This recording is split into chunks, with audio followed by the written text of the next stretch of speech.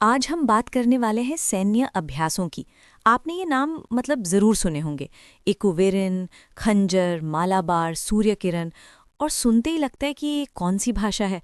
और फिर जब इनके साथ दर्जनों देशों की एक लिस्ट आ जाती है तो दिमाग में बस एक ही बात आती है कि भाई इन्हें याद कौन रखेगा। बिल्कुल।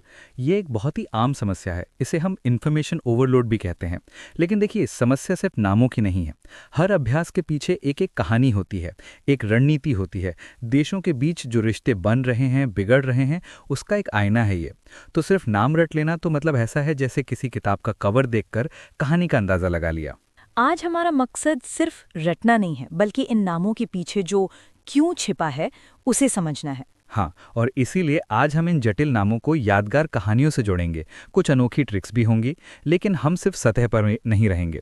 हर ट्रिक के बाद हम उसकी स्ट्रेटेजिक गहराई में भी उतरेंगे। वादा है कि इस चर्चा के अंत तक ये नाम न सिर्फ याद रहेंगे, बल्कि इनके मायने भी समझ में आ जाएंगे। तो चलिए शुरू करते हैं। चलिए, हमारे मेमोरी पैलेस के पहले कमरे में चलते हैं। यहाँ हम उन अभ्यासों की बात करेंगे जो दोस्ती और कह सकते हैं कूटनीति की नींव रखते हैं। पहला नाम ही थोड़ा अजीब है, इक्कुवेरिन। हाँ, इकुवेरिन। हाँ, लेकिन इसकी ट्रिक बहुत आसान है। बस इतना सोचिए कि कोई आपको कह रहा है एक बारी मालदीव्स होके आओ। अच्छा, एक बारी से इकोवेरिन। ये तो बहुत सीधा कनेक्शन है। लेकिन सवाल ये है, मालदीव्स ही क्यों? हाँ, ये बताइए। देखिए, ये जो अभ्यास है ना, ये भारत की नेबरहुड फर्स्ट पॉलिसी का एक बहुत ज़रूरी हिस्सा है। हिंद महासागर में मालदीव्स की जो लोकेशन है, वो भारत के लिए बहुत महत्वपूर्ण है। तो ये अभ्यास दोनों देशों की नौसेनाओं के बीच एक तरह से आपसी विश्वास और सहयोग को बढ़ावा देता है, मतलब समुद्री सुरक्षा के लिए। बिल्कुल, खासकर समुद्री डकैती रोकने और जो समुद्री व्यापार के रास्ते हैं उन्हें सुरक्षित रखने के लिए। वाह, मतलब ये सिर्फ एक सैन्य अभ्यास नहीं, बल्कि हिंद महासागर में भारत की सुरक्षा रणनीति का एक हिस्सा है।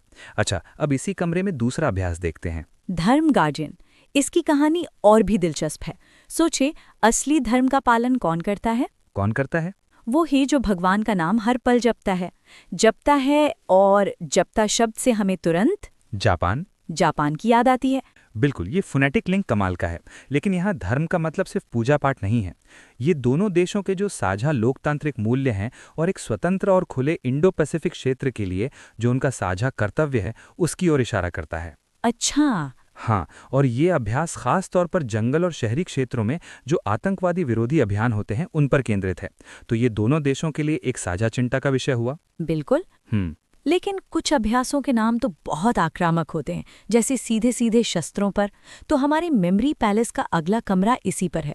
और पहला नाम ही है खंजर। खंजर। अब सोचिए, जब खंजर की धार चली जाती है तो उसे तेज करने के लिए क्या करते हैं? उसे पत्थर पर घिसते हैं। हाँ, उसे घिसते हैं। और घिसते हैं से कौन सा देश याद आता है? किर्गिस्तान। ये तो बहुत चालाक लिंक है। और ये ट्रिक मतलब अभ्यास की प्रकृति को भी दिखाती है। खंजर की तरह ही ये अभ्यास बहुत सटीक और तेज धार वाला है। ये कोई बहुत बड़ी सेनाओं का जमावड़ नहीं है, बल्कि स्पेशल फोर्सेस का होगा। हाँ, दोनों देशों की स्पेशल फोर्सेस के बीच होता है। इसका फोकस पहाड़ी इलाकों में आतंकवाद से निपटना और विशेष अभियानों को अंजाम देना होता है। मतलब नाम और काम दोनों में एक धार है। अच्छा, अब इसी कमरे में अगला अभ्यास है वरुण। आहा, हम सब जानते हैं वरुण देव समुद्र के देवता हैं। और पुरानी कहानियों या फिल्मों में अक्सर क्या होता है, लोग समुद्र की लहरों में फंस जाते हैं और फंस शब्द से फ्रांस का कनेक्शन तुरंत जुड़ जाता है। देखिए, वरुण भारत के सबसे पुराने और सबसे महत्वपूर्ण नौसैनिक साझेदारों में से एक के साथ होता है। ये सिर्फ जहाज़ों का इकट्ठा होना नहीं है, इसमें anti submarine warfare, aircraft carrier operations, मतलब बहुत ही जटिल अभ्यास शामिल होते हैं। अच्छा, हाँ, ये दिखाता है कि भारत और फ्रांस की नौसेनाएं कितने ऊंचे स्तर पर एक साथ काम कर सकती हैं, जिसे सैन्य भाषा में इंटर ऑपरेबिलिटी कहते हैं।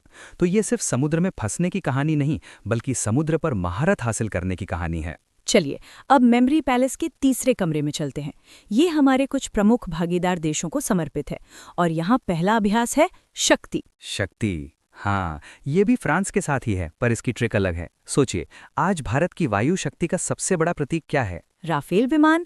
और राफेल हमने कहाँ से लिए? फ्रांस से। फ्रांस से। राफेल का हुक तो बहुत शक्तिशाली है। सही बात है, लेकिन शक्ति अभ्यास जो कि थल सेना का है, ये दिखाता है कि भारत फ्रांस संबंध सिर्फ एक सौदे तक सीमित नहीं है।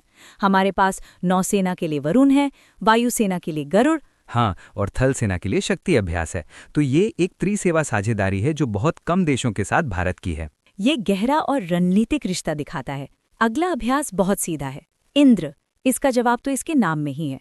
इंद्र मतलब इंडिया और आर्या मतलब रशिया? हाँ, ये एक्रोनिम तो बहुत सीधा है, पर दिलचस्प बात यह है कि इंद्र अभ्यास उन पहले बड़े अंतर्राष्ट्रीय अभ्यासों में से एक था जिसमें तीनों सेनाएं शामिल हुई। ये दिखाता है कि रूस के साथ भारत के रक्षा संबंध कितने गहरे और पारंपरिक हैं। सही बात है, ये सिर्फ हथियार खरीदने बेचने से कहीं आगे हैं। अब बात करते हैं डस्टलिक की।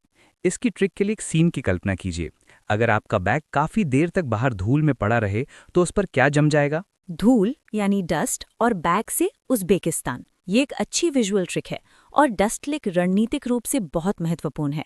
ये मध्य एशिया में भारत की बढ़ती पहुंच का प्रतीक है और इस अभ्यास का मुख्य उद्देश्य आतंकवाद विरोधी क्षमताओं को बढ़ाना है। अच्छा, हाँ, क्योंकि मध्य एशिया अफगानिस्तान की वजह से एक संवेदनशील क्षेत्र है। और अब एक ही कहानी से दो अभ्यासों को जोड़ते हैं, टाइगर ट्रायम्फ और युद्ध अभ्यास। इन दोनों के लिए एक ही ट्रिक है। सोचिए, जब से ट्रंप यूएसए में आए तो ट्रंप का माहौल बना और दुनिया भर में युद्ध अभ्यास की बातें तेज हो गईं। ट्रंप का ट्रायम्फ से कनेक्शन, ये बात सही है, लेकिन इन अभ्यासों का महत्व किसी एक नेता से कहीं बढ़कर है। युद्ध अभ्यास जो है वो भारत और अमेरिका के बीच सबसे बड़ा और सबसे महत्वपूर्ण आर्मी अभ्यास है। और जो टाइगर ट्रायम्फ है वो एक त्रिसेवा अभ्यास है जो मानवीय सहायता और आपदा राहत पर केंद्रित है। तो ये दिखाता है कि भारत अमेरिका साझेदारी सिर्फ लड़ने के लिए नहीं बल्कि जरूरत पड़ने पर लोगों की जान बचाने के लिए भी है। चलिए अब हमारे मेमोरी पैलेस के 5वें कमरे की ओर बढ़ते हैं। ये एशियाई दिग्गजों पर केंद्रित है। पहला अभ्यास है नोमैडिक एलिफेंट। इसके लिए दो मजेदार ट्रिक्स हैं। पहली ऐतिहासिक, चंगेज खान मंगोलिया से था जो एक नोमैड यानी घुमंतू था और हाथी की तरह शक्तिशाली था। और दूसरी ट्रिक और भी आसान है। सोचिए, किसी ने अपने जन्मदिन पर कोई छोटी मोटी चीज नहीं बल्कि पूरा का पूरा हाथी मांग लिया से मंगोलिया। हाँ, दोनों ही ट्रिक्स अच्छी हैं। रणनीतिक तौर पर देखें तो ये अभ्यास भारतीय सेना को मंगोलिया के ऊंचे और ठंडे रेगिस्तानी इलाके में ट्रेनिंग का मौका देता है। अगला अभ्यास है बोल्ड श्रुतु क्षेत्र। अब बताइए, बोल्ड कौन होता है? जो सिंह यानी शेर की तरह निडर हो। और सिंह से कौन सा देश याद आता है? सिंगापुर। बिल्कुल, बोल्ड वही होगा जो सिंह होगा। ये अभ्यास मुख्य रूप से टैंकों पर केंद्रित है। सिंगापुर के पास एक बहुत ही आधुनिक सेना है, लेकिन उनके पास बड़े पैमाने पर अभ्यास के लिए जगह की कमी है, तो भारत उन्हें वो जगह मुहैया कराता है। और सिंगापुर के साथ एक और अभ्यास है सिम्बेक्स। इसकी ट्रिक तो इसके नाम में ही है, Singapore India maritime battle exercise, SIMBEX. और सिम्बेक्स के बारे में सबसे फैसिनेटिंग बात यह है कि ये किसी भी विदेशी देश के साथ भारत का सबसे लंबा बिना रुके चलने वाला नौसैनिक अभ्यास है। ये 1994 से लगातार हो रहा है। 1994 से? जी, इसकी लंबी उम्र ही दोनों देशों के बीच गहरे विश्वास को दर्शाती है। अब हम छठे कमरे में हैं। यहाँ हम मैत्री, सितारे और योद्धाओं की बात करेंगे। पहला अभ्यास है ब्राइट स्टार। इसकी ट्रिक एक ऐतिहासिक तुलना पर आधारित है। जैसे आज की दुनिया में यूएस एक चमकता सितारा है, वैसे ही एक समय पर मिस्र यानी इजिप्ट। हाँ, मिस्र दुनिया का चमकता सितारा हुआ करता था। ये एक बहुत ही कह सकते हैं काव्यात्मक तरीका है इन्हें जोड़ने का। ब्राइट स्टार मिस्र द्वारा आयोजित एक बहुत बड़ा बहुपक्षीय अभ्यास है और इसमें भारत की भागीदारी ये दिखाती है कि भारत अब सिर्फ अपने पड़ोस तक सीमित नहीं है बल्कि मध्य पूर्व और अफ्रीका में भी एक सक्रिय सुरक्षा भागीदार बन रहा है। अगला अभ्यास है मैत्री। मैत्री का मतलब होता है गहरी दोस्ती, और जब दोस्तों में गहरी दोस्ती होती है तो वे अक्सर एक ही थाली में खाते हैं। बिल्कुल, एक ही थाली में खाते हैं। और थाली से थाईलैंड। ये सांस्कृतिक जुड़ाव इसे बहुत स्वाभाविक बनाता है। ये एक आर्मी अभ्यास है जो आतंकवाद से निपटने पर केंद्रित है, खासकर जंगली इलाकों में जिसमें थाई सेना को महारत हासिल है। और अंत में इस कमरे में दो अभ्यास हैं, कोंकण और अजय वॉरियर। इसकी ट्रिक भी इतिहास से जुड़ी है। सोचिए, एक समय में भारत के कोने कोने में कौन अजय थे जिन्हें कोई हरा नहीं। आज हम बात करने वाले हैं सैन्य अभ्यासों की।